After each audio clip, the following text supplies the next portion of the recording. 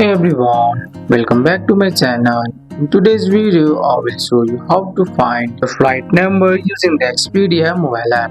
Let's get started. First, open the Expedia app on your phone and make sure you are logged into your account. Once you are on your home page, tap at the trips icon at the bottom of the screen. Here you will see all your current and past reservations.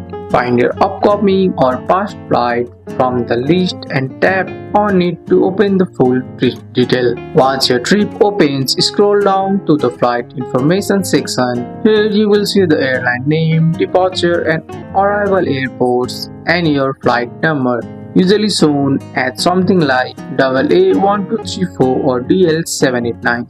If you have more than one flight in the same trip, like a round trip or connecting flight, each flight will have its own number.